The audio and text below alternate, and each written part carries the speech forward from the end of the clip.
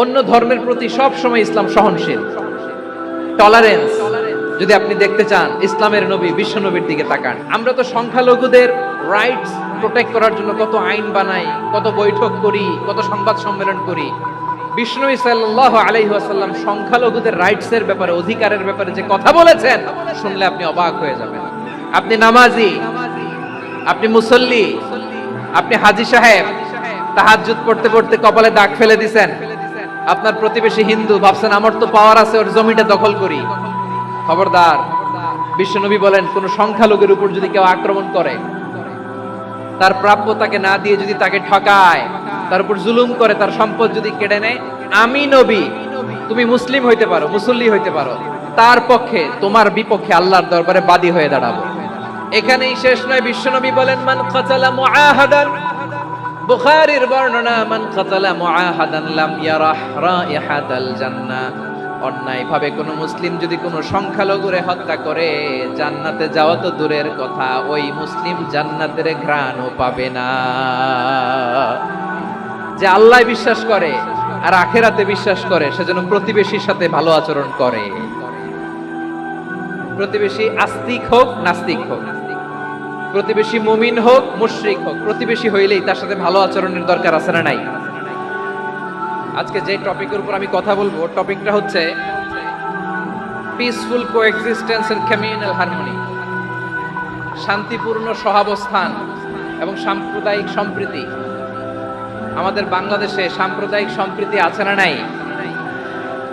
আবহমান কাল থেকে আমরা মুসলিম, হিন্দু, বৌদ্ধ, খ্রিস্টান, পাহাড়ি, নৃগোষ্ঠী মিলেমিশে একাকার, আমরা সবাই মিলে Bangladesh.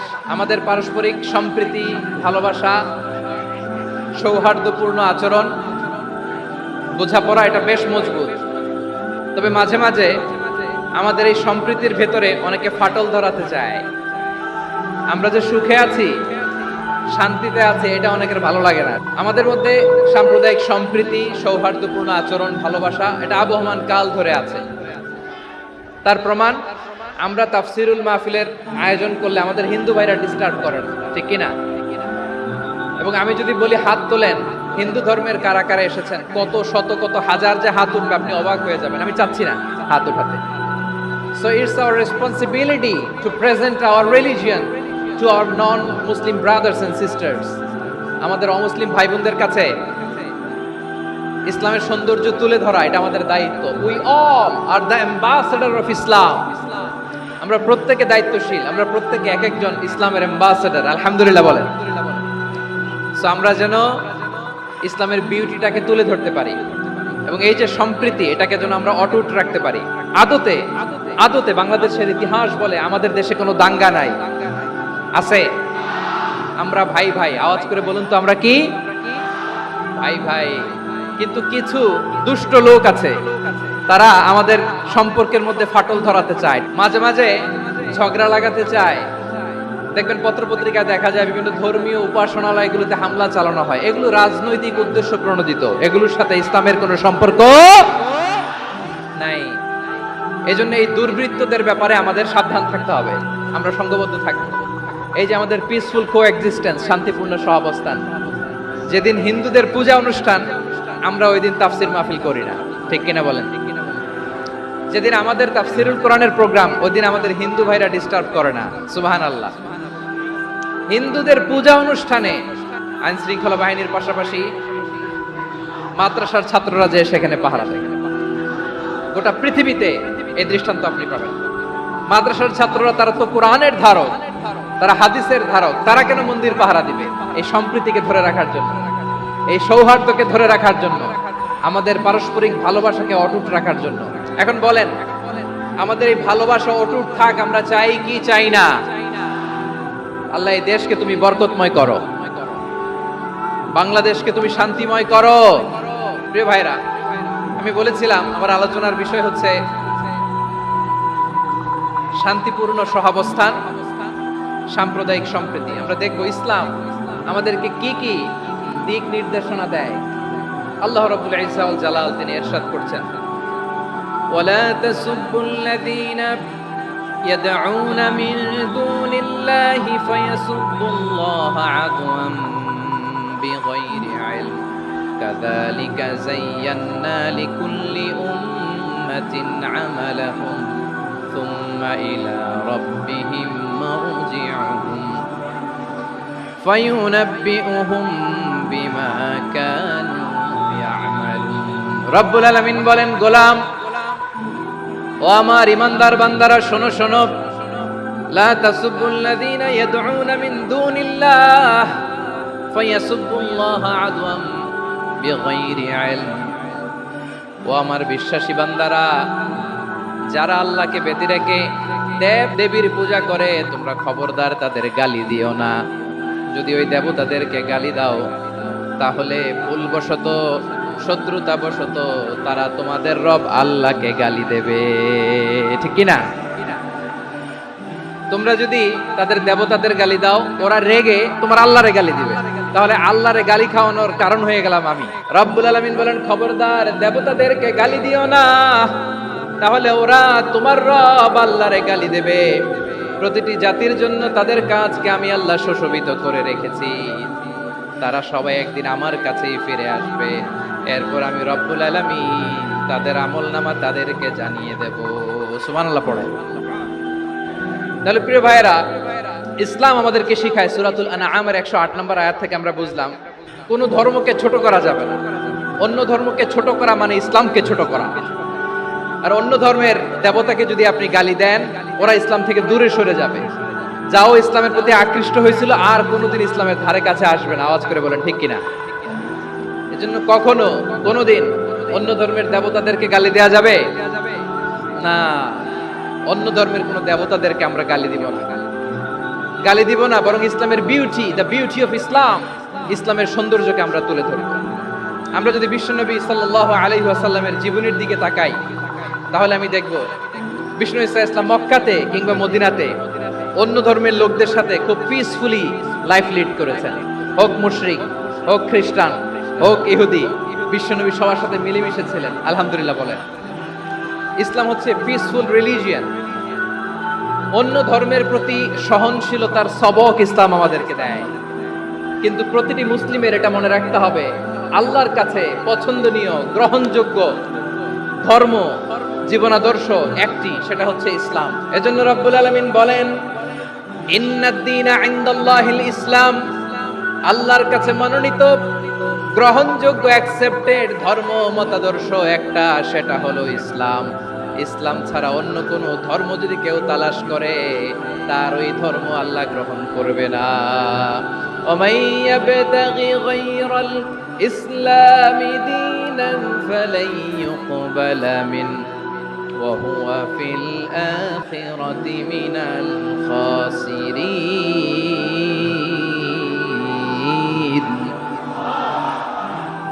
Whoever seek anything except Islam, that won't be accepted from him, and he will be loser in the day of judgment. কিয়ামতের দিন ইসলাম ছাড়া কেউ যদি অন্য কোনো ধর্ম তালাশ করেছে দুনিয়াতে তার এই মতাদর্শ গ্রহণ করা হবে না, and he will be loser, ক্ষতিগ্রস্ত হাই কোম্পানির ম্যানেজার। ওর আমও শেষ, সালাও শেষ। প্রত্যেক নামাজ শেষে আমরা আল্লাহরে বলি আল্লাহ রাদিতু বিল্লাহি রাব্বা ওয়াবিল ইসলামি দীনা ওয়াবি মুহাম্মাদিন নাবিয়ান ওয়া রাসূলা। ও আল্লাহ তোমারে রব হিসেবে পেয়ে আমরা খুশি, ও আল্লাহ ইসলামকে ধর্ম হিসেবে পেয়ে আমরা খুশি, বিশ্বনবীকে আমাদের রাসূল পেয়ে আমরা খুশি। ইসলাম ছাড়া অন্য কোনো ধর্ম আমরা গ্রহণ করব না। আল্লাহর কাছে অ্যাকসেপ্টেড রিলিজিয়ন একটা, সেটা ইসলাম। তো বিশ্বনবী সাল্লাল্লাহু আলাইহি ওয়াসাল্লাম মক্কাতে কিংবা মদিনাতে খুব পিসফুলি এক্সিস্ট করেছেন, যে কোনো ধর্মের সাথে মিলেমিশে চলেছেন। তার প্রমাণ আমরা যদি রাসূল সাল্লাল্লাহু আলাইহি ওয়াসাল্লামের বায়োগ্রাফির দিকে তাকাই তাহলে দেখব তিনি মুশরিকদের সাথে পিস ট্রিটি করেছেন, শান্তি চুক্তি, পিস ট্রিটি, পিস এগ্রিমেন্ট। আপনারা হুদাইবিয়ার সন্ধির নাম শুনেছেন? 6ষ্ঠ হিজরিতে বিষ্ণু ঈসা ইসলাম মুশরিকদের সাথে এই ট্রিটি করেছেন, চুক্তি। আমরা তো মুসলমান বসতে পারি না, আমরা দুই মুসলিম ভাই একসাথে বসে চা খেতে পারি না, গল্প করতে পারি না। বিষ্ণু ঈসা ইসলাম মুশরিকদের সাথে ট্রিটি করেছেন হুদাইবিয়ার সন্ধি। এই সন্ধির আগে মক্কা থেকে কেউ মদিনায় যেতে পারে না, মদিনা থেকে কেউ মক্কায় যেতে পারে না, কিন্তু এই সন্ধির পরে ট্রাফিক স্বাভাবিক হয়ে গেল। মক্কার লোকেরা মদিনায় আসতে পারে, মদিনার লোকেরা মক্কায় আসতে পারে। এটাকে বলে সুলহে Hudaybiyyah, the peace agreement of Hudaybiyyah, শান্তি চুক্তি। আমরা পৃথিবীতে এখন অনেক শান্তি চুক্তির নাম শুনি, এগুলো সব the piece treaty of Hudaibiya থেকে কপি করা। আল্লাহু আকবার। মক্কার পার্ট গেল, পিস এগ্রিমেন্ট করলেন, শান্তি চুক্তি। বিষ্ণু ইসলাম মদিনায় যে কি করলেন? মদিনায় যে বিষ্ণু ইসলাম মদিনা চার্টার করলেন, মদিনা সনদ, সাহিফাতুল মদিনা, এটার বলে মদিনা চার্টার। যে ওয়েস্টে, ইউরোপে, আমেরিকাতে তারা অনেক চার্টার করে, সব চার্টার মদিনা চার্টার থেকে কপি করা। আওয়াজ করে পড়েন সুবহানাল্লাহ। বিষ্ণু ইসলাম মদিনায় গেলেন, মদিনাতে মুসলিম, মুশরিক, ইহুদি, এই তিন ধর্মের লোক মিলে সব স্টেক হোল্ডার যারা আছে সবাইকে নিয়ে বিষ্ণু ইসলাম মদিনা চার্টার করলেন, মদিনা সনদ। পড়েন সুবহানাল্লাহ। শুধু তাই নয়, মক্কাতে বিশ্বনবী পিস এগ্রিমেন্ট করলেন, শান্তি চুক্তি মুশরিকদের সাথে। মদিনাতে যে বিশ্বনবী মদিনা চার্টার করলেন, মদিনা সনদ করলেন ইহুদিদের সাথে। আবার মদিনাতে বিশ্বনবী ইহুদিদের সাথে পিস ডায়ালগ করলেন, ইন্টারফেথ ডায়ালগ করলেন, আন্তধর্মীয় সংলাপ করলেন, যেই সংলাপের মূল ভিত্তি ছিল তাওহীদ। বিশ্বনবী ইহুদিদেরকে ডাকলেন, আহ্বান করলেন, বলিয়া أهل الكتاب تعالوا إلى كلمة سواء بيننا وبينكم ألا نعبد إلا الله ولا نشرك به شيئا ولا يتخذ بعضنا بعضا أربابا من دون الله فإن تولوا فقولوا اشهدوا বিআন্না মুসলিমুন। বিশ্বনবী মদিনার ইহুদিদের ডেকে বললেন, ও ইহুদিরা, শোনো শোনো, আসো এমন একটা আদর্শের প্রশ্নে আমরা একত্রিত হই, যে আদর্শের প্রচার তোমাদের নবীরাও করেছে, আমিও করি, যে আদর্শের কথা তোমাদের পবিত্র ধর্মগ্রন্থগুলোতে আছে, আমার কোরআনেও আছে। সেটা হলো তাওহীদ। আমরা এক আল্লাহ ছাড়া কারো ইবাদত করব না, আল্লাহর সাথে কাউরে শরীক করব না, আল্লাহ ছাড়া কাউরে রব মানব না। পড়েন সুবহানাল্লাহ। তাহলে আমার প্রিয় লালমনিরহাটের ভাইরা, মদিনাতে যে তিনি মদিনা চার্টার করলেন, মদিনা সনদ, পিস ডায়ালগ করলেন, শান্তির সংলাপ, ইন্টারফেথ ডায়ালগ করলেন, আন্তধর্মীয় সংলাপ, যার ভিত্তি ছিল তাওহীদ। তাহলে অন্য ধর্মের প্রতি সব সময় ইসলাম সহনশীল, টলারেন্স। যদি আপনি দেখতে চান ইসলামের নবী বিশ্ব নবীর দিকে তাকান, ঠিক কিনা বলেন? আমরা তো সংখ্যালঘুদের রাইটস প্রোটেক্ট করার জন্য কত আইন বানাই, কত বৈঠক করি, কত সংবাদ সম্মেলন করি। বিষ্ণু সাল্লাল্লাহু আলাইহি ওয়াসাল্লাম সংখ্যালঘুদের রাইটস এর ব্যাপারে, অধিকারের ব্যাপারে যে কথা বলেছেন, শুনলে আপনি অবাক হয়ে যাবেন। বিশ্বনবী বলেন, আলা মান যালামা মুআহাদান আও ইনতাকাসাহু আও কাল্লাফাহু ফাওকা তাআতিহি আও আখাযা মিনহু শাইআন বিগাইরি তিবি নাফসিন ওয়া আনা হাজিজুহু ইয়াউমাল কিয়ামা। খবরদার, জেনে রাখো, কেউ যদি কোনো সংখ্যালঘুর উপরে অত্যাচার করে, কোন সংখ্যালঘুর প্রাপ্য থেকে যদি কেউ কাউকে ঠকায়, সংখ্যালঘুর উপর যদি কেউ কষ্ট দেয়, কোন সংখ্যালঘুর সম্পদ যদি কেউ জোর করে কেড়ে নেয়, আমি কিয়ামতের দিন বিশ্বনবী ওই সংখ্যালঘুর পক্ষে আর ওই মুসলমানদের বিপক্ষে বাদী হয়ে দাঁড়াবো। আল্লাহু আকবার। আপনি নামাজি, আপনি মুসল্লি, আপনি হাজী সাহেব, তাহাজ্জুদ পড়তে পড়তে কপালে দাগ ফেলে দিবেন, আপনার প্রতিবেশী হিন্দু, ভাবছেন আমার তো পাওয়ার আছে, ওর জমিটা দখল করি। বিশ্বনবী বলেন, কিয়ামতের দিন ওই হিন্দুর পক্ষে তোর বিরুদ্ধে আমি বাদী হয়ে দাঁড়াবো। পৃথিবীর কোন ধর্মে এরকম স্টেটমেন্ট পাবেন? পাবেন? আপনি ভাবছেন আপনি নামাজ পড়লে হাজী সাহেব কপালে দাগ ফেলায় দিলে আপনি সেলসেলায় জান্নাতে চলে যাবেন না? খবরদার। বিশ্বনবী বলেন, কোন সংখ্যালঘুর উপর যদি কেউ আক্রমণ করে, তার প্রাপ্য তাকে না দিয়ে যদি তাকে ঠকায়, তার উপর জুলুম করে, তার সম্পদ যদি কেড়ে নেয়, আমি নবী, তুমি মুসলিম হইতে পারো, মুসল্লি হইতে পারো, তার পক্ষে, তোমার বিপক্ষে আল্লাহর দরবারে বাদী হয়ে দাঁড়াবো। যে নবীর সুপারিশ ছাড়া জান্নাতের গেটও দেখা যাবে না। ওই নবী যদি বলে তোর বিপক্ষে আমি বাদী হয়ে দাঁড়াবো, ওই জান্নাতে আর ঢোকার কোনো সুযোগ আমাদের থাকবে? এখানেই শেষ নয়, বিশ্বনবী বলেন মান কাতালা মুআহাদান, বুখারীর বর্ণনা, মান কাতালা মুআহাদান লাম ইয়ারাহ রাইহাতাল জান্নাহ। কেউ যদি, কোন মুসলিম যদি অন্যায়ভাবে কোন সংখ্যালঘুকে হত্যা করে, কোন হিন্দুকে হত্যা করে, কোন বৌদ্ধরে হত্যা করে, অন্যায়ভাবে কোন মুসলিম যদি কোন সংখ্যালঘুরে হত্যা করে, জান্নাতে যাওয়া তো দূরের কথা, ওই মুসলিম জান্নাতের ঘ্রাণও পাবে না। সেই বুখারীর বর্ণনা, মান কাতালা মুআহাদান লাম ইয়ারাহ রাইহাতাল জান্নাহ ওয়া ইন্না রিহাহা লা ইউজাদু মিন মাসিরাতি 40 আমা। যে জান্নাতের ঘ্রাণ 40 বছর দূরের রাস্তা থেকেই পাওয়া যায়। সুবহানাল্লাহ পড়ে। এত দূরে থাকতেই জান্নাতের ঘ্রাণ আপনার নাকে এসে ধাক্কা মারবে।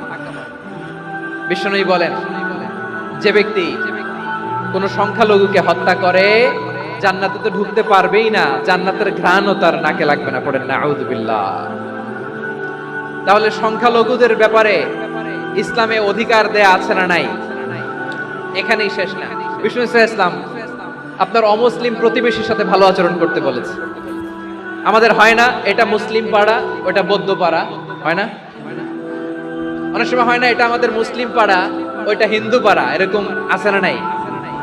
হিন্দু যদি আপনার প্রতিবেশী হয় কি করবেন? ওর কষ্ট দিবেন নাকি? কেন? ও তো হিন্দু, ও তো আমার আল্লাহরে ডাকে না, ওরে কষ্ট দিলে জায়েজ হবে না? খবরদার। বিষ্ণু ইসলাম বলেন, মান কানা ইউমিনু বিল্লাহ ওয়াল ইয়াউমিল আখির ফালিউকরিম জারাহ। যে আল্লাহ বিশ্বাস করে আর আখিরাতে বিশ্বাস করে, সেজন্য প্রতিবেশীর সাথে ভালো আচরণ করে। সুবহানাল্লাহ। কলিজা জুড়ায় যায় না আমার নবীর কথাগুলো শুনলে? যে আল্লাহ বিশ্বাস করে, যে আখিরাতে বিশ্বাস করে, সেজন্য প্রতিবেশীর সাথে ভালো আচরণ করে। এখানে বলছে মুসলিম প্রতিবেশী বলছে, নামাজি প্রতিবেশী বলছে, আল্লাহওয়ালা প্রতিবেশী বলছে না। প্রতিবেশী আস্তিক হোক নাস্তিক হোক, প্রতিবেশী মুমিন হোক মুশরিক হোক, প্রতিবেশী হইলেই তার সাথে ভালো আচরণের দরকার আছে না নাই? বিষ্ণু ইসলাম ওনার ইহুদি প্রতিবেশীর বাসায় যেতেন। কোন প্রতিবেশী? ইহুদি। এক ইহুদি কিশোর বিষ্ণু ইসলামের খেদমত করতে, ইহুদি ছেলে আমার নবীর খেদমত করতো, তারা ছিল নবীর প্রতিবেশী। তো অনেকদিন হয় ইহুদি ছেলেটা আসে না। বিশ্বনবী খোঁজ দিলেন, ঘটনা কি? একটা ইহুদি ছেলে না আমার খেদমতে আসতো, ছেলেটা কই? খোঁজ নিয়ে জানলেন ছেলেটা অসুস্থ। বিষ্ণু ইসলাম ওই ইহুদির বাড়িতে চলে গেলেন ওই ছেলেটাকে দেখা করার জন্য, ভিজিট করার জন্য। সুবহানাল্লাহ পড়বেন না? গেলেন, যে দেখে ইহুদি ছেলেটা মুমূর্ষ, জান যায় যায় ভাব, বিছানায় পড়ে আছে, তার বাবা দাঁড়ানো। বিশ্বনবী তার মাথার পাশে বসলেন, মাথায় হাত বুলিয়ে দিলেন, আর ছেলেটাকে বললেন, আসলিম, হে ইহুদি ছেলে, আসলিম, ইসলাম ধর্ম গ্রহণ করো। তো ছোট্ট ছেলে ভাবে আমরা ইহুদি, এখন ইসলাম ধর্ম গ্রহণ করলে আব্বা যদি বকা দেয়, ফানাযারা ইলা ওয়াজহি আবি, ছেলেটা তার বাবার চেহারার দিকে তাকালো, দেখি আব্বা কি কয়। আব্বা যদি বলে তাইলে ইসলাম ধর্ম গ্রহণ করো। ইহুদি ছেলেটা তার বাবার দিকে যখন তাকালো, ওর বাবা বলে, আতি আবুল কাসিম, আবুল কাসিম যা বলে তাই করো। আবুল কাসিম হচ্ছে বিষ্ণু ইসলামের একটা কুনিয়াত, উপনাম। আমার রাসূলের বড় ছেলের নাম ছিল কাসেম। যেমন দেখবেন আমাদের এলাকায় কারো ছেলের বড় ছেলের নাম যদি হয় আব্দুল্লাহ, এরা আব্দুল্লাহর বাপ বলে ডাকে। কারো বড় মেয়ের নাম যদি হয় ফাতেমা, এরা কি ডাকে? ফাতেমার বাপ বলে না? তো বিষ্ণু ইসলামের বড় ছেলের নাম ছিল কাসেম। ইহুদি বাবা বলল, আতি আবুল কাসেম, আবুল কাসেম যা বলে তাই শোনো, মানে মোহাম্মদ যা বলে তাই শোনো। এই কথা শুনে ছেলে সাহস পাইছে, ছেলে আবার পড়তে আরম্ভ করলো, আশহাদু আল্লাহ ইলাহা ইল্লাল্লাহ ওয়া আশহাদু আন্না মুহাম্মাদার রাসূলুল্লাহ। পড়েন আল্লাহু আকবার। বিশ্বনবীর আহ্বান শুনে, ওই আহ্বানে সাড়া দিয়ে ইহুদি ছেলে শাহাদা পড়ে মুসলমান হয়ে গেল। তার হৃদয়টারে ঈমানের নূর দিয়ে আলোকিত করে দিল কে? প্রিয় ভাইরা, এবার রাসূল সাল্লাল্লাহু আলাইহি ওয়াসাল্লাম বের হয়ে আসলেন ঘর থেকে, আর বললেন, আলহামদুলিল্লাহিল্লাযী আনকাযাহু মিনান নার। প্রশংসা সে আল্লাহর, যে আল্লাহ জাহান্নামে চলে যাচ্ছিল প্রায় এমন একটা লোককে মুহূর্তের মধ্যে কালেমায়ে শাহাদাতের বদৌলতে জান্নাতি বানায় দিলেন। আওয়াজ করে পড়েন সুবহানাল্লাহ। এই হাদিস থেকে আমরা কি শিখলাম? What is the moral of the story, 1 number story হলো, প্রতিবেশী ইহুদি হোক হিন্দু হোক, যাবেন, সুসম্পর্ক রাখবেন, উপহার দিবেন, বিপদে পাশে দাঁড়াবেন, তাইলেই তো আপনাদের প্রতি, মুসলমানদের প্রতি তারা আকৃষ্ট হবে, ঠিক কিনা বলেন? আপনি যদি হিন্দুদের সাথে বৌদ্ধদের সাথে নাই মিশেন, নাস্তিকের কাছে নাই যান, তো ইসলামের সৌন্দর্যটা ওরা বুঝবে কেমনে? আমার অনেক হিন্দু পরিচিত ভাই আছে, ওরা আমাদের ইফতারির প্রোগ্রামে এসে একসাথে ইফতারি করে। অনেক মদখোর আমার সাথে বসে একসাথে ডিনার করে, হাফ প্যান্ট পরা, গলায় স্বর্ণের চেইন, হাতে স্বর্ণের ব্রেসলেট, আইসা আমার সাথে ডিনার করছে, আছে এরকম। গাঁজাখোর, আমি বলে আসো, welcome, welcome to my dinner, আসো বসো। বসলেই তো আমি ওর ডিএনএ, চিন্তার ডিএনএ চেঞ্জ করে দেওয়ার সুযোগ পাবো, চিল্লায় বলো ঠিক কি না? আসতে হবে আমার কাছে। The door of Islam is open 24/7. সব সময় আমাদের ইসলামের দরজা আমার অমুসলিম ভাইদের জন্য খোলা আছে না নাই? এই হাদিস থেকে 2টা শিক্ষা। 1 নম্বর শিক্ষা, প্রতিবেশী মুসলিম হোক অমুসলিম হোক, যান, অসুস্থ হইলে একটু আপেল নিয়ে যান, আঙ্গুর নিয়ে যান, কমলা নিয়ে যান, তাদের সাথে ভালো আচরণ করেন। ইসলামের বিউটি দেখে, সৌন্দর্য দেখে অবাক হবে, নসিব ভালো হলে কোনোদিন কালিমা পড়ে মুসলমান হয়ে যাবে। তাহলে অমুসলিমের সাথে ভালো সম্পর্ক। বিশ্বনবী ইহুদির বাড়িতে গেলেন, ইহুদির বাড়ি, আর আমার মুসলমান ভাই আমার কাফের বলে, এরকম আছে না নাই? মুসলিম মুসলিমরা দেখতে পারে না, সহ্য করতে পারে। বিশ্বনবী সাল্লাল্লাহু আলাইহি ওয়াসাল্লাম ইহুদির বাড়িতে গেলেন, এটা একটা শিক্ষা। 2 নম্বর শিক্ষা হলো, বিশ্বনবী সাল্লাল্লাহু আলাইহি ওয়াসাল্লামের খাদেম ছিল ইহুদি, এতদিন খেদমত করলো, একদিনও বিশ্বনবী ওরে কালিমার দাওয়াত দেয় নাই। কারণ কি? বিশ্বনবী একটা ভালো সময়ের অপেক্ষা করতেছিলেন, প্রপার টাইমিং। দাঈর কাজ হচ্ছে দাঈ ইলাল্লাহ, সে হচ্ছে সুযোগ সন্ধানী। দাঈ সুযোগ খোঁজে, কখন দাওয়াত দিলে ব্যাটে বলে হবে, ঝোপ বুঝে কোপ মারে, ঠিক কিনা বলেন? বিষ্ণু সাল্লাল্লাহু আলাইহি ওয়াসাল্লাম ভালো সময়ের অপেক্ষা করতেছিলেন, দেখি ভালো সময় আসুক আসুক আসুক আসুক। আস্তে আস্তে এমন সময় আসছে, ছেলে এবার মুমূর্ষ, অসুস্থ ব্যক্তির হৃদয় অত্যন্ত নরম থাকে। হসপিটালে যখন কেউ যায়, তার হৃদয়টা বড্ড নরম থাকে, মৃত্যুর ভয়ে তার অন্তরটা নরম থাকে, ঠিক কিনা বলেন? এই প্রপার টাইমিং এর অপেক্ষা করতেছিলেন, যখনই টাইমিং পেয়েছেন দাওয়াত দিলেন, পড়ো লা ইলাহা ইল্লাল্লাহ, সুবহানাল্লাহ পড়েন সবাই। তাহলে ইসলাম অমুসলিম প্রতিবেশীর সাথে ভালো আচরণ করতে বলে। ইসলাম অমুসলিম মাতা পিতার সাথেও ভালো আচরণ করতে বলে। মাতা পিতা যদি অমুসলিম হয়, তারা ফেলে দিতে পারবেন? অনেক হিন্দু ছেলে আমাদের হাতে শাহাদা পড়ে মুসলিম হয়, কিন্তু ওর মা মুসলমান হয় নাই, বাবাও হয় নাই, এরকম আছে না নাই? তো ও হয়েছে মুসলিম, মা বাপ হিন্দু, এখন মা বাপ কি বাদ? হ্যাঁ, মা বাপ বাদ দেয়া যাবে? যেই মা আপনার 9 মাস 8 মাস পেটে ধারণ করলো, আপনার মায়ের নার ছেঁড়া ধন, আপনি ওই মারে বাদ দিতে পারবেন? যে মায়ের বুকের তাজা দুধ খেয়ে আপনি আজকে বাড়ন্ত তাজা তরতাজা, ওই মারে বাদ দেয়া যাবে? মায়ের এক ধারে দুধের দাম, কাটিয়া গায়ের চাম, পাপুষ বানাইলে ঋণের শোধ হবে না, এমন দরদি ভাবে কেউ হবে না আমার মাহা। মায়ের এক ধারে দুধের দাম, কাটিয়া গায়ের চাম, পাপুষ বানাইলে ঋণের শোধ হবে না, এমন দরদি ভাবে কেউ হবে না আমার মাহা। মাকে তো বাদ দেওয়া যায় না। وقضى ربك ألا تعبدوا إلا إياه وبالوالدين إحسانا। আল্লাহ বলে অবধারিত 2টা ভার্ডিক্ট তোমাদের জন্য, এক আল্লাহর ইবাদত করবা আর মা বাবার প্রতি ইহসান করবা। আদেশটা কার?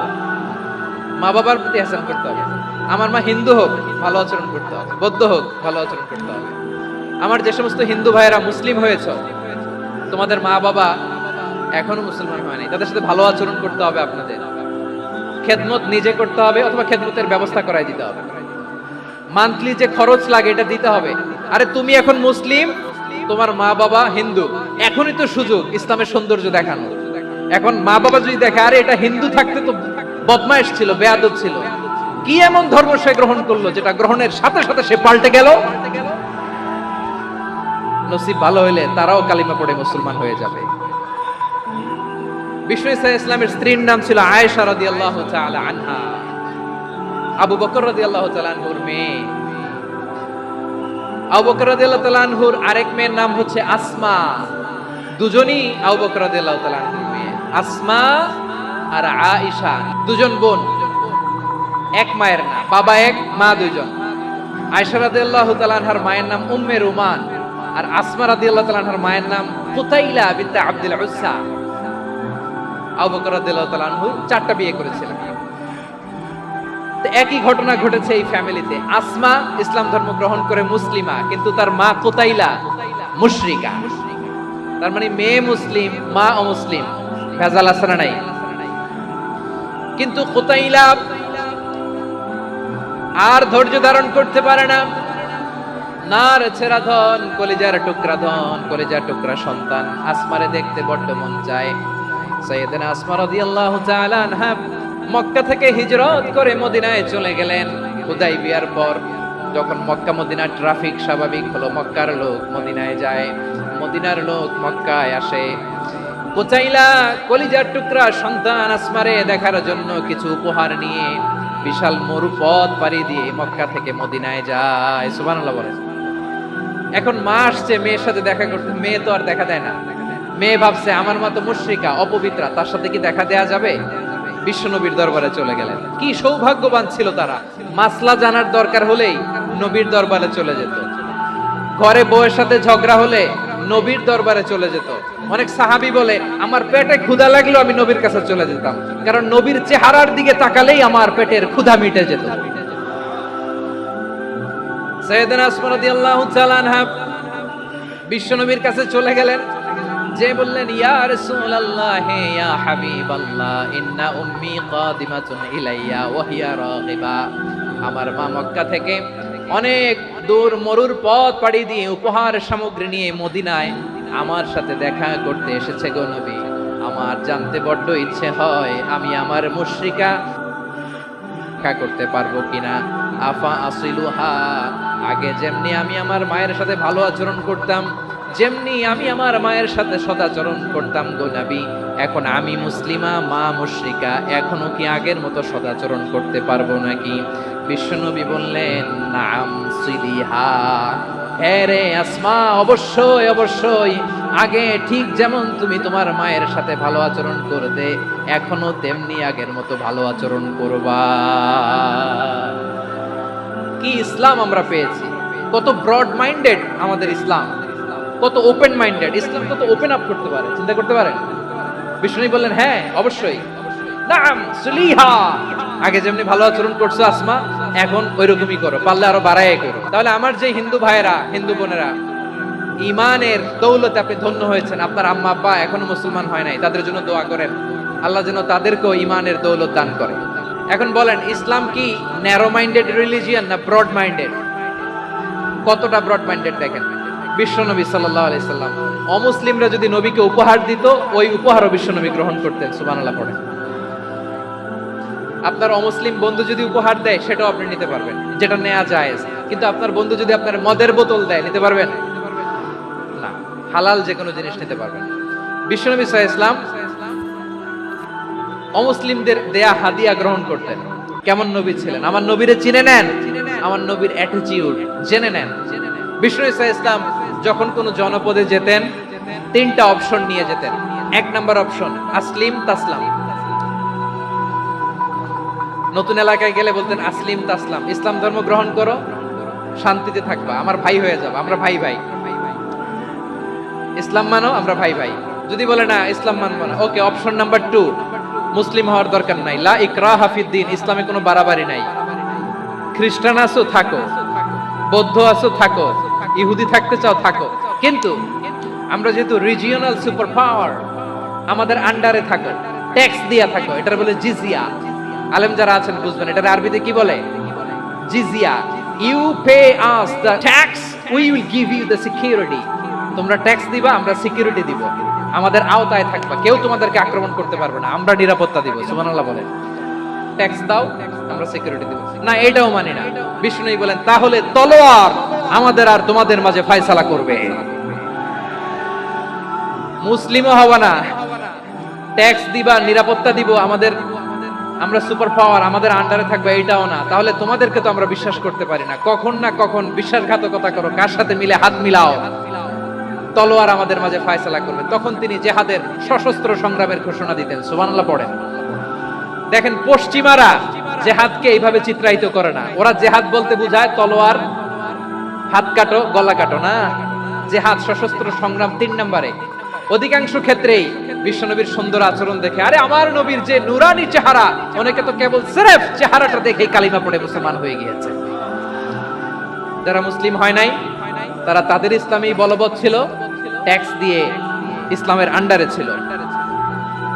যারা এটাও মানে নাই ওইটাও মানে নাই, তাদের বিরুদ্ধে জেহাদ। বিষ্ণু ইসলাম 7ম হিজরিতে যখন খায়বার বিজয়ের পরে ইসলাম রিজিওনাল সুপার পাওয়ার হিসেবে আত্মপ্রকাশ করলো, বিশ্বনবী চিঠি লিখলেন অন্যান্য সুপার পাওয়ারের কাছে। রাষ্ট্রীয় চিঠি লেখে এক রাষ্ট্রপ্রধান আরেক রাষ্ট্রপ্রধানের কাছে। এই যে 24-এর ছাত্র নাগরিক অভ্যুত্থানে, এই অভ্যুত্থান যখন শুরু হয়, আমি তখন সাউথ আফ্রিকাতে একটা স্ট্যাটাস দিয়েছিলাম, গোটা নয় গোটা দেশ সংস্কার করা লাগবে। আমাদের ইউনাইটেড আরব আমিরাতের বাংলাদেশি ভাইয়েরা তারা সেখানে রাস্তায় নেমে এসেছিল, জানেন? ওইখানে ডেমনস্ট্রেশন করা যায় না, সেখানকার সরকার তাদেরকে যাবজ্জীবন দিয়েছিল। তখন আমাদের এই যে প্রধান উপদেষ্টা ডক্টর মোহাম্মদ ইউনূস সরাসরি G2G বলে, এটারে G2G, government to government, G2G, উনি চিঠি লিখলেন যে তাদেরকে, ইউর হাইনেস, হে সম্মানিত আমির, আপনি আমার এই চিঠির কারণে আমার সম্মানে এই 53 জন বাংলাদেশিকে মাফ করে দেন। এই চিঠির বদৌলতে বেকসুর খালাস পেয়ে গিয়েছিল আমাদের ভাইরা। জানেন না এই ঘটনা আপনারা? তাহলে গভর্নমেন্ট টু গভর্নমেন্ট চিঠি দেওয়া হয়। 7ম হিজরিতে বিষ্ণু ইসলাম সব সুপার পাওয়ারের কাছে চিঠি দিলেন, রোমান সম্রাটের কাছে, পারস্য অধিপতির কাছে, মিশরের অধিপতির কাছে, সবার কাছে চিঠি লিখলেন। চিঠির ভাষা ছিল এরকম, মিন মুহাম্মাদিন রাসূলিল্লাহ ইলা মুকাওকিস আযীমিল কিবত, মুহাম্মদ রাসূলুল্লাহর পক্ষ থেকে মিশরের বাদশার কাছে, আসলিম তাসলাম, ইসলাম মানো শান্তিতে থাকবা, সালামুন আলা মান ইত্তাবা আল হুদা, শান্তি তার জন্য যে হেদায়েতের অনুসরণ করে। সুবহানাল্লাহ পড়েন। তো এই চিঠি অনেকে ভালোভাবে রিসিভ করেছে, অনেকে এই চিঠি পাওয়ার পরে নবীর কাছে আবার ইন রিটার্ন উপহার পাঠিয়েছে। মিশরের বাদশা মুকাওকিস তিনি বিশ্বনবীকে বিশাল এক উপহারের ডালি পাঠিয়েছেন। মিশরের বাদশা মুকাওকিস ছিলেন ধর্মে খ্রিস্টান। কি উপহার দিয়েছিল আমার নবীকে? 1000 স্বর্ণ, 2টা খ্রিস্টান দাসী, একজনের নাম মারিয়া বিনতে শামউন আল কিবতিয়া, আরেকজনের নাম সিরিন বিনতে শামউন আল কিবতিয়া। একজন খ্রিস্টান দাস 20 থান কাপড় জামা বানানোর জন্য, আমরা নবী যেন সেলাই করে জামা বানাতে পারে এজন্য 20 থান কাপড়। এরপরে একটা গাধা যেটার নাম ছিল উফাইর, আর একটা খচ্চর, এটার নাম ছিল দুলদুল। খচ্চর চিনেন? গাধা আর ঘোড়ার ক্রসিং এ যে প্রাণীটা দুনিয়াতে আসে ওটার খচ্চর বলে। তো এই যে সুপার পাওয়ার খ্রিস্টান বাদশার কাছে নবী চিঠি লিখলেন, ওই খ্রিস্টান বাদশা আমার নবীকে উপহার দিল। বিশ্বনবী এই উপহারগুলো সানন্দে গ্রহণ করেছে। তাহলে অমুসলিম কেউ যদি আপনাকে উপহার দেয়, হালাল উপহার হলে আপনি গ্রহণ করতে পারবেন। অনুরূপ ভাবে পারস্যের বাদশা, রোম সম্রাট বিশ্বনবীকে উপহার পাঠিয়েছেন। আমার নবী সবগুলো উপহার, গিফট গ্রহণ করেছেন। আম্মাজান আয়েশার কাছে মাসালা জানতে চায় মেয়েরা, হে আম্মাজান, অগ্নি উপাসকেরা তাদের ঈদের দিন নওরোজের সময় আমাদেরকে পাখি দেয়, নেওয়া যাবে? উনি বললেন, ওরা জবাই করে দিলে নেওয়া যাবে না, কিন্তু ওরা যদি ফলমূল এরকম খাবার দেয় এগুলো নেওয়া যাবে। তার মানে অমুসলিমদের দেয়া উপহার এটা গ্রহণ করা যায়। শুধু তাই নয়, বিষ্ণু ইসলাম অমুসলিমদের সাথে আর্থিক লেনদেনও করেছেন, ফিনান্সিয়াল ডিলিং করেছেন। অমুসলিমদের সাথে প্রয়োজনে আপনি ফিনান্সিয়াল ডিলিং করতে পারবেন। আমরা প্রায় দেখি বাজারের মিষ্টির দোকানগুলো আমার হিন্দু ভাইদের, তারপরে যে বারবার শপ, চুল কাটে যে নাপিত, অধিকাংশ নাপিতের দোকানে কারা? আমার হিন্দু ভাইরা। আপনি চুল কাটতে পারবেন কিনা? পারবেন। তার দোকান থেকে দই মিষ্টি কিনতে পারবেন কিনা? হ্যাঁ, আমার মুসলিম ভাইয়ের দোকান থাকলে ওইটারে আমি বেশি প্রায়োরিটি দিব, ঠিক কিনা? কিন্তু যদি তাদের সার্ভিস নিতে চান, প্রোডাক্ট নিতে চান, পারবেন। তার দলিল সহিহ বুখারী, আম্মা জান আয়েশা রাদিয়াল্লাহু তাআলা আনহা বলেন, ইশতারা রাসূলুল্লাহ সাল্লাল্লাহু আলাইহি ওয়াসাল্লাম মিন ইয়াহুদিয়িন তুআমান ওয়ারাহানাহু দিরআহু মিন হাদিদ। রাসূল সাল্লাল্লাহু আলাইহি ওয়াসাল্লাম এক ইহুদির কাছ থেকে, কার কাছ থেকে? আমার নবী, পেয়ারা নবী এক ইহুদির কাছ থেকে জব কিনেছিল, জব, বার্লি, যেটা দিয়ে রুটি বানায়। ওই জবের দাম দেওয়ার টাকা পয়সা নবীর কাছে ছিল না, ফলে নবী ওনার একটা পোশাককে মর্গেজ রেখেছিলেন, মর্গেজ, বন্ধক, যে এখন এটার দাম দিতে পারবো না, কয়েক কেজি বার্লি নিয়ে যাই আর বন্ধক হিসেবে আমার জামাটা রেখে গেলাম, যেই দিন দাম দিব ওই দিন জামাটা ছুটায় নিয়ে যাব। দিরআহু মিন হাদিদ, লোহার তৈরি বর্ম, মানে যুদ্ধের পোশাক, লোহা দিয়ে বানানো। বিষ্ণুনবী বললেন, কয়েক কেজি জব দাও, টাকাটা পরে দিব, এখন টাকা নাই, বন্ধক হিসেবে, মর্গেজ হিসেবে আমার জামা রেখে গেলাম, যখন টাকা দিব জামা ছুটায় নিব। এ থেকে বোঝা গেল অমুসলিমদের সাথে ফিনান্সিয়াল ডিলিং করা যায়, অর্থনৈতিক লেনদেন করা যায়, কেনাবেচা করা যায়, প্রোডাক্ট কেনা যায়। এমনকি আমাদের মসজিদে নববীতে বারান্দায় আপনারা একটা অটোমেটিক ফ্লাইং আমব্রেলা দেখছেন? সূর্য যখন বাড়ে মসজিদে নববীর বারান্দায় ইয়ার্ডের মধ্যে অটোমেটিক্যালি কিছু আমব্রেলা আছে, শাঁ করে খুলে যায়, আর সূর্যের তাপ লাগে না। আবার সন্ধ্যাবেলায় এই আমব্রেলা গুলো ওরা ক্লোজ করে ফেলে, দেখছেন? এই মসজিদে নববীকে সর্বোচ্চ উন্নত মানের কনস্ট্রাকশন ইনফ্রাস্ট্রাকচার ডেভেলপ করার জন্য কর্তৃপক্ষ কিছু অমুসলিম ইঞ্জিনিয়ারের, ডিজাইনারের সহায়তা নিয়েছিল। সুবহানাল্লাহ বলেন। কোন দলিলের ভিত্তিতে? এই দলিলের ভিত্তিতে যে বিষ্ণু ঈসা ইসলাম অমুসলিমদের সাথেও লেনদেন করেছেন। আওয়াজ করে বলতে হবে আল্লাহু আকবার। শুধু তাই নয়, ইন কেস অফ ইমার্জেন্সি, প্রয়োজনে ইসলামের খাতিরে, ইসলামকে সামনের দিকে এগিয়ে নিয়ে যাওয়ার জন্য অমুসলিমদের সাপোর্ট নেওয়া জায়েজ আছে। সুবহানাল্লাহ বলেন। অমুসলিমদের সাপোর্ট নেয়া, তাদের থেকে অর্থ নেয়া, পলিটিক্যাল সাপোর্ট, পলিটিক্যাল অ্যাসাইলাম নেওয়া জায়েজ আছে। আমাদের অনেক বিশ্ববরেণ্য দায়ীরা আমেরিকায় অস্থায়ীভাবে অ্যাসাইলাম নিয়ে থাকে, নিজের দেশে গেলে ফাঁসিতে ঝুলাই দিবে। যুগ যুগ ধরে দায়ীদের উপর এরকম অত্যাচার আর নির্যাতন আছে না নাই? মিশরের অনেক দায়ীরা পাশ্চাত্যে যেয়ে থাকে, এই যে তারা পলিটিক্যাল অ্যাসাইলাম নিয়ে থাকে, রাজনৈতিক আশ্রয়, এটা জায়েজ আছে না? এটা যে জায়েজ আছে তার প্রমাণ স্বয়ং বিশ্বনবী সাল্লাল্লাহু আলাইহি ওয়াসাল্লাম পলিটিক্যাল সাপোর্ট নিয়েছিলেন অমুসলিমদের কাছ থেকে। আমার ভাইরা, বিশ্বনবীর বয়স তখন প্রায় 51 বছর। কত বছর? বিশ্বনবীর সবচেয়ে কাছের মানুষ খাদিজা রাদিয়াল্লাহু তাআলা আনহা ইন্তেকাল করেছেন। বিশ্বনবী বড্ড কষ্ট পেলেন, হৃদয়টা ভেঙে খান খান।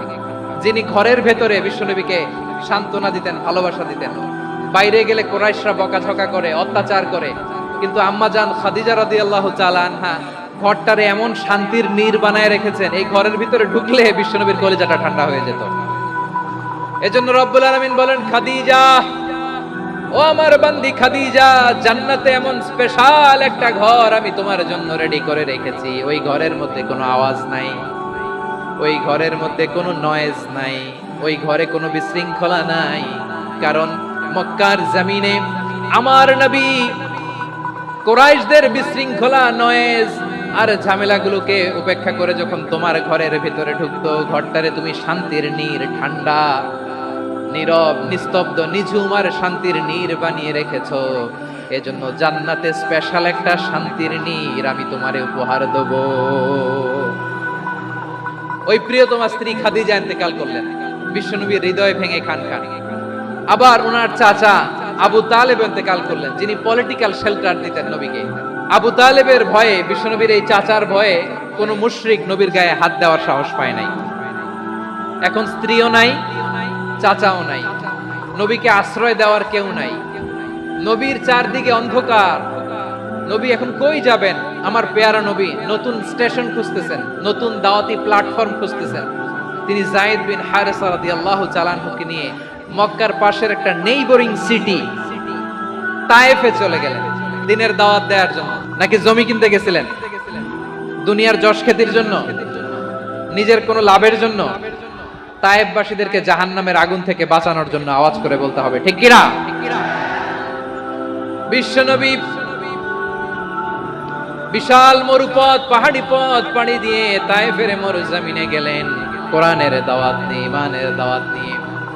কিন্তু তায়েফের লোকেরা বিশ্বনবীর দাওয়াতকে শুধু প্রত্যাখ্যান করেই থামে নাই, তারা বিশ্বনবীর সাথে অত্যন্ত খারাপ আচরণ করেছে, বিশ্বনবীকে শারীরিকভাবে হেনস্থা করেছে, আমার নবীকে শারীরিকভাবে অত্যাচার করেছে। আমার পেয়ারা নবীর গায়ে পাথর মেরেছে, বিশ্ব নবীর গা বেয়ে ঝরঝর করে রক্ত ঝরেছে, নবী জামিনের মধ্যে লুটিয়ে পড়েছেন, আবার মেরেছে, আবার নবী হাঁটতে শুরু করলেন, পেছন থেকে আবার মেরেছে, আবার নবী রক্তাক্ত হয়ে জামিনের মধ্যে লুটিয়ে পড়লেন, আবার মেরেছে। বিশ্ব নবীর মতো এত সুশ্রী মানব, বিশ্ব নবীর মতো এত শুভ্র মানব, বিশ্ব নবীর মতো এমন চমৎকার দেহাবয়ব দিয়ে রব্বুল আলামিন কাউকে বানান নাই। এরকম চমৎকার মানুষটাকে তারা তায়েফের ওই জমিনে রক্তাক্ত করেছে। বিশ্ব নবী দুনিয়ার কোনো স্বার্থের জন্য সেখানে যান নাই, নিজের কোনো লাভের জন্য, প্রাপ্তির জন্য যান নাই, তায়েফবাসীদের জাহান্নামের আগুন থেকে বাঁচাতে গিয়েছেন। খেয়ে না খেয়ে দিন প্রচারের কাজে নিজেকে দিয়েছ বিলিয়ে, তায়েফের কাফিরেরা চিনল না সে আলো, দুষ্ট ছেলেদের পিছু দিল লেলিয়ে, পাথরের আঘাতে ক্ষত বিক্ষত হয়ে সারা শরীর থেকে রক্ত ঝরে। হে রাসূল তোমাকে ভুলি আমি কেমন করে, হে রাসূল তোমাকে ভুলি আমি কেমন করে। পারেন না আপনারা? ধরুন আমার সাথে। হাজার ব্যথা বেদনার পরে ফিরে আসনি তুমি আপন ঘরে, দিনের আলো তুমি ছড়িয়ে দিতে, চলে গেলে মদিনায় মক্কা ছেড়ে। হে রাসূল তোমাকে ভুলি আমি কেমন করে, হে রাসূল তোমাকে ভুলি আমি কেমন করে। প্রিয় ভাইরা, তায়েফের ছেলেরা নবীকে রক্তাক্ত করলো। আমার নবী কই যাবে? কই যাবে? মক্কায় জায়গা নাই, তায়েফে জায়গা নাই। তায়েফ থেকে ভারাক্রান্ত মন নিয়ে আমার নবী মক্কায় ফিরে আসলেন। বিশ্ব নবী মক্কায় ঢুকতে পারেন না। মক্কার মরুভূমির দিকে তাকিয়ে, উপত্যকার দিকে তাকিয়ে বিশ্বনবী ধা ধা করে কাঁদেন, ঝরঝর করে নবীর চেহারা মোবারক থেকে চোখের পানিগুলো বেয়ে বেয়ে পড়ে। আমার জন্মস্থান, আমার শৈশব, কৈশোর, যৌবন কেটেছে এই মক্কায়, আমার এলাকায় আমি ঢুকতে পারি না। বিশ্বনবী মক্কার অনতি দূরে দাঁড়িয়ে জায়েদকে পাঠালেন, জায়েদ যাও দেখো কেউ আমাকে সাপোর্ট করার মতো আছে কিনা, যাও অমুকের কাছে যাও। জায়েদ গেলেন, তারাও প্রত্যাখ্যান করে ফিরিয়ে দেয়। বিশ্বনবী বললেন যাও অমুক লোকের কাছে যাও, তিনিও প্রত্যাখ্যান করে ফিরিয়ে দিলেন। কেউ বিশ্বনবীকে আশ্রয় দিতে রাজি হয় না। নিজ জন্মভূমিতে বিতাড়িত বিশ্বনবী, সর্বশেষ বিশ্বনবী বললেন যাও মুতঈম ইবনে আদির ঘরে যাও। মুতঈম ইবনে আদি মুশরিক, তার কাছে যাও। গেলেন, মুতঈম ইবনে আদি রাজি হয়ে গেল। দেখেন অনেক বিপদের সময়ও আমি নিজে সাক্ষী, সামাজিকভাবে, রাজনৈতিকভাবে কত ঝঞ্ঝা, কত ষড়যন্ত্র, কত কনস্পাইরেসি পাড়ি দিয়ে আমাদেরকে সামনে এগিয়ে যেতে হয়। এই শত্রুদের ভেতরেও একজনকে দাঁড় করিয়ে দেয় যে আল্লাহর কোরআনের জন্য রেডি হয়ে যায়। পড়েন সুবহানাল্লাহ। মুতঈম ইবনে আদি, আল্লাহ তার মনকে নরম করে দিলেন। মুতঈম বলে মুহাম্মদ আমি তোমাকে আশ্রয় দিব। তার দুই ছেলেকে পাঠালেন, যাও খোলা তলোয়ার নিয়ে, স্কট দিয়ে, গার্ড অফ অনার দিয়ে মুহাম্মদকে মক্কায় ঢুকাও আর বলো আমি আমান দেব। আমান কি দিব? আমান মানে সিকিউরিটি, নিরাপত্তা। সিকিউরিটি ছাড়া, আমান দেওয়া ছাড়া কেউ থাকতে পারতো না মক্কায়। দুই ছেলে বিষ্ণু ইসা ইসলামকে নিয়ে আসলো। নবী কাবার চারদিকে তাওয়াফ করলেন, নামাজ পড়লেন। আবু জাহেল, উতবা, শাইবা, ওয়ালিদ ইবনে মুগীরা সবাই দেখে, কেউ কিছু করতে পারে না। কারণ মুতঈম ইবনে আদি ঘোষণা দিয়েছেন আমি মুহাম্মদকে আমান দিয়েছি, মুহাম্মদের গায়ে যেন কেউ স্পর্শ না করে। আওয়াজ করে পড়েন সুবহানাল্লাহ। নবীর এই বিপদ কালে মুহূর্তে মুতঈমের হৃদয়টারে নরম করে দিল কে? এই মুতঈম কি মুসলিম ছিল না মুশরিক? তাহলে মুশরিকের কাছ থেকে নবী পলিটিক্যাল অ্যাসাইলাম, আধুনিক রাষ্ট্রবিজ্ঞানের ভাষায় পলিটিক্যাল অ্যাসাইলাম, যেটাকে বলে রাজনৈতিক আশ্রয়, উনার আমান বা নিরাপত্তার এই ঘোষণায় তিনি মক্কায় ঢুকলেন। যতদিন নিরাপত্তা ছিল ছিলেন। মুতঈম যখন মারা গেল, বিষ্ণু ইসলাম হিজরত করে মদিনায় চলে গেলেন। সুবহানাল্লাহ। কিন্তু মুতঈম যে বিশ্বনবীর উপকার করছে এটা বিশ্বনবী ভুলে নাই। আমাদের অনেকে আছে উপকার করার পরে আর খেয়াল থাকে না, এরকম আছে না নাই? আমার নবী ভুলে নাই। বদরের প্রান্তরে 70 জন কাফেরকে যখন বন্দী করে বিশ্বনবীর সামনে হাঁটু গেড়ে দাঁড় করানো হলো, বসানো হলো, 70 জন কাফের। কয়জন? বিশ্বনবী তাদের দিকে তাকিয়ে বললেন, সহিহ বুখারীর বর্ণনা, লাউ কানাল মুতঈম ইবনে আদি হাইয়ান সুম্মা কাল্লামানি হাউলাই নাতনা লা তারাকতুহুম লাহু। বদরের প্রান্তরে 70 জন বন্দী কাফিরের দিকে তাকিয়ে আমার নবী বললেন, আজকে মুতঈম ইবনে আদি যদি বেঁচে থাকতো আর তোমাদের 70 জনের ব্যাপারে যদি মুতঈম এক বাক্যে একটা সুপারিশ করত, তার সম্মানে আজকে তোদের সবাইকে আমি মাফ করে দিতাম। বিশ্বনবী মুতঈমের এই সাহায্যের কথা বলে নাই। 70 জন মুশরিক হাঁটু গেড়ে বসা, নবী চাইলে এখনই এক্সিকিউশন অর্ডার দিতে পারে। তিনি বললেন, আজকে যদি মুতঈম বেঁচে থাকতো আর মুতঈম যদি তোদের জন্য সুপারিশ করতে, এই আবর্জনাগুলোর ব্যাপারে সুপারিশ করতে, আমি মুহূর্তেই তোদেরকে এমনি মাফ করে দিতাম। শুধু তাই নয়, যাকে যে সম্মান দেয়ার আমার নবী দিতেন, হোক আস্তিক হোক নাস্তিক, হোক মুসলিম হোক অমুসলিম। রোমান সম্রাটের কাছে বিশ্বনবী যখন চিঠি লিখলেন মিন মুহাম্মদ রাসূলিল্লাহ ইলা হিরাকলা আযীমির রোম, মুহাম্মদের পক্ষ থেকে হিরাক্লিয়াসের কাছে, যিনি হচ্ছেন আযীমির রোম। এটা নবী নিজ থেকে বানায় লিখছেন অতিরিক্ত সম্মান দিয়ে। কোন রাষ্ট্রপ্রধান যখন আসে তাদেরকে আমরা কি বলি জানেন? তার নামের শেষে এইচ ই এটা লিখতে হয়, H.E. মানে হিজ এক্সেলেন্সি। কি লেখে? হিজ এক্সেলেন্সি অথবা ইউর হাইনেস, ইউর ম্যাজেস্টি। দেখেন, বিশ্বনবী সাল্লাল্লাহু আলাইহি ওয়াসাল্লাম সব নবীদেরও নবী। তিনি একজন মুশরিক খ্রিস্টান সম্রাট, রোমান সম্রাটের কাছে চিঠি লিখতে যায়, লিখতেছে, ইলা হিরাকলা আযীমির রোম, হিরাক্লিয়াসের কাছে আমার চিঠি, যিনি রোমের আযীম, হিজ হাইনেস, মানে রোমের অনেক সম্মানিত এক বাহাদুর। আওয়াজ করে বলেন সুবহানাল্লাহ। তার মানে যাকে যে সম্মান দেয়ার এটা বিশ্বনবী দিতেন। এমনকি যে ইহুদিরা ভালো ছিল, এই ইহুদিদেরও প্রশংসা করেছেন বিশ্বনবী মুহাম্মদুর রাসূলুল্লাহ সাল্লাল্লাহু আলাইহি ওয়াসাল্লাম। এক ইহুদির প্রশংসা করেছেন বিশ্বনবী। ইহুদির কার? আমি তো আমার ভাইয়ের প্রশংসা করি না, আমি তো এক আলেম আরেক আলেমরে স্পেস দেই না, আমি তো এক দায়ী আরেক দায়ীর সাথে বসতে চাই না। আমার নবী ইহুদির প্রশংসা করে। কার প্রশংসা? ওই ইহুদির নাম ছিল মুখাইরিক। সিরাত গ্রন্থ ঘাটলে পাবেন। তিনি বলেছেন, মুখাইরিক খাইরু ইয়াহুদ, Mukhayriq is the best of the Jews. জুইশদের মধ্যে সে সবচেয়ে ভালো। কেন প্রশংসা করলেন তার? এর কারণ মদিনা চার্টারে কথা ছিল সব ধর্মের মুসলিম, মুশরিক, ইহুদিরা মিলে মদিনাকে রক্ষা করবে। কিন্তু 3য় হিজরিতে যখন উহুদের যুদ্ধ শুরু হলো, সবার কথা ছিল যেই আক্রমণ করে আমরা মদিনাকে বাঁচাবো। কোন শহরকে বাঁচাবো? মদিনাকে। কিন্তু কুরাইশরা যখন অ্যাটাক করলো, ইহুদিরা আর আসে না, ইহুদিরা আর বেরোয় না। বিষ্ণু বললেন, ওহে ইহুদিরা, তোমরা না চুক্তি করলে আমার সাথে যে মদিনা বাঁচাতে সবাই ঝাঁপিয়ে পড়বো, আসো।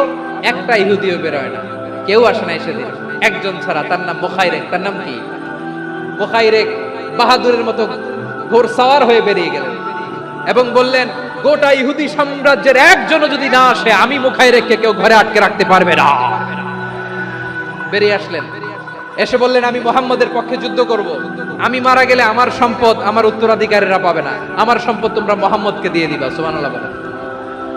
উহুদের ময়দানে 70 জন মুসলমান শহীদ হলো।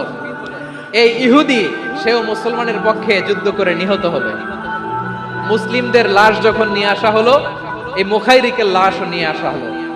মুসলিমদের লাশের পাশে মুখাইরিকের লাশ দেখে বিশ্বনবী মুখাইরিকের প্রতি অনেক খুশি হলেন।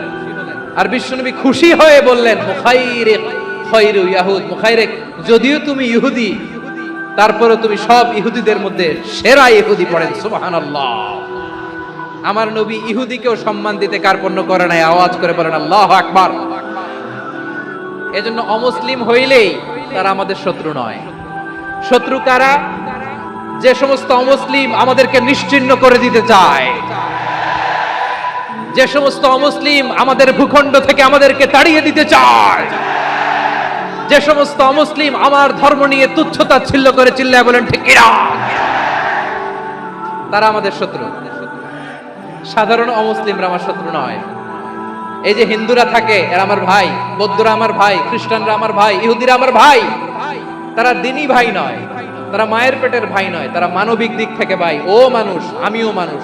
ইসলাম মানুষকে সম্মান করে, সাধারণ মুসলিম আমাদের শত্রু নয়। আপনি জানেন নিউ ইয়র্কে, আমি তো নিউ ইয়র্কে ছিলাম অনেকদিন, ওখানে ফিলিস্তিনিদের পক্ষে যখন আমরা মিছিল করেছি, অনেক ইহুদি আমাদের সাথে মিছিলে দাঁড়িয়েছে।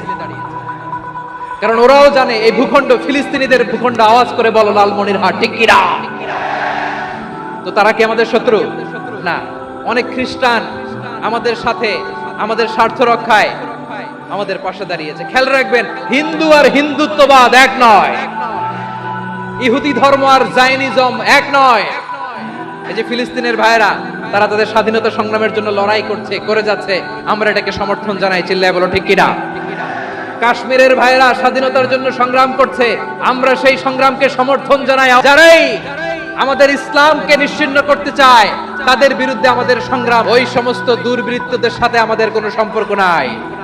আমরা যদি ঐক্যবদ্ধ থাকতে পারি, ওই দুর্বৃত্তরা চান্স পাবে না। আবু তালেব নবীর চাচা, মুশরিক, মারা গিয়েছে মুশরিক অবস্থায়, কিন্তু আজীবন আমার নবীকে আগলে রেখেছে, আমার নবীকে সাপোর্ট করেছে, ভালোবেসেছে। আবু জাহেল মুশরিক, মারা গিয়েছে মুশরিক হিসেবে, আজীবন আমার নবীর বিরুদ্ধাচারণ করেছে। আবু জাহেলের শক্তি, সামর্থ্য, স্ট্র্যাটেজি, প্ল্যান সব আমার নবীর বিরুদ্ধে ছিল। এই আবু জাহেলের কারণে একটা দিন শান্তিতে আমার নবী মক্কায় ঘুমাতে পারে না, চিল্লায় বলেন ঠিক কিনা। এজন্য রাব্বুল আলামিন বলেন, লা ইয়ানহাকুমুল্লাহু আনিল্লাযীনা লাম ইউকাতিলুকুম ফিদ-দীন ওয়া লাম ইখরিজুকুম মিন দিয়ারিকুম আন তাবাররুহুম ওয়া তুকসিতু ইলাইহিম ইন্নাল্লাহা ইউহিব্বুল মুকসিতিন।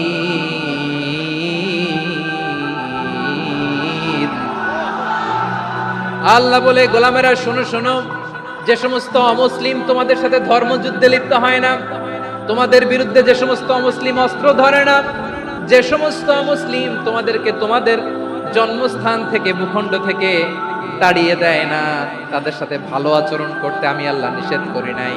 তাদের সাথে সদাচরণে কোনো নিষেধাজ্ঞা নাই, বরং তাদের সাথে সদাচরণ করো, এটাই আমি আল্লাহ চাই। তাহলে আমার যে অমুসলিমরা আমাদের সাথে শত্রুতা করে না, তুচ্ছতাচ্ছিল্য করে না, আমাদের ভূমি থেকে আমাদেরকে উচ্ছেদ করতে চায় না, আমাদের বিরুদ্ধে অস্ত্র ধরে না, ওই অমুসলিম ভাইদের সাথে আমাদের কোনো দ্বন্দ্ব আছে? কোনো বিরোধ আছে? বরং আছে ভালোবাসা। বরং আছে কি? এই ভালোবাসা দিয়ে আমরা বিশ্ব জয় করব। রাজি আছো মুসলমান? আমাদের পুঁজি ভালোবাসা। আমাদের পুঁজি কি? আমার এই পুরো আলোচনা থেকে the religious coexistence, peaceful coexistence, শান্তিপূর্ণ সহাবস্থান, কমিউনাল হারমোনি, এই সাম্প্রদায়িক সম্প্রীতি, এই আলোচনা থেকে কি বুঝলেন? ইসলাম কি ন্যারো মাইন্ডেড না ব্রড মাইন্ডেড? এই ব্রড মাইন্ডেড হৃদয় নিয়ে, ভালোবাসা দিয়ে আমরা বিশ্ব জয় করতে চাই। রাজি আছেন? আল্লাহ কবুল করুক, আমরা সবাই পড়ি আমিন।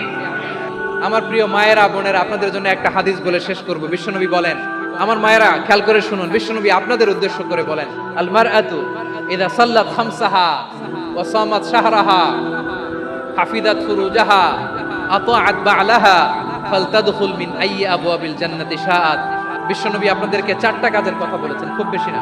4টা করলে 8 জান্নাতের দরজা সব খোলা। কোনটা দিয়ে যাবেন? যেটা দিয়ে মনে চায়। 1 নাম্বার 5 ওয়াক্ত নামাজ। আমার বোনেরা জোহরের নামাজ পড়তে পড়তে এটা আসরে নিয়ে যায়, আসর পড়তে পড়তে মাগরিবে নিয়ে যায়, এরকম আছে না নাই? আমার বোনেরা এটা করবেন না।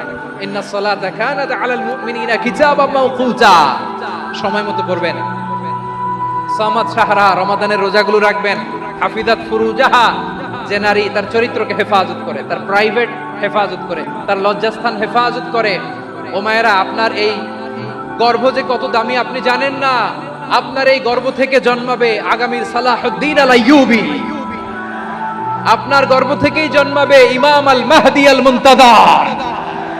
আপনার পেট থেকে জন্মাবে আবু সাইদের মতো বীর সৈনিক। আপনার পেট থেকে জন্মাবে মুগ্ধের মতো বীর মুজাহিদ। আপনি জানেন না কে আসবে আপনার পেট থেকে। সময়টাকে কাজে লাগান, ইসলামকে বুঝেন, মানেন, আমাদের ইসলামিক লেকচারগুলো শোনেন।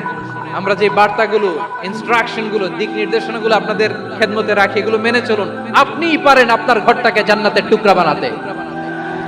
একটা family, it's a very big institution and you are the MD, the managing director of this institution. চিল্লায় বলেন ঠিক কিনা? চাইলেই পারেন ঘরটারে জান্নাতের টুকরা বানাতে।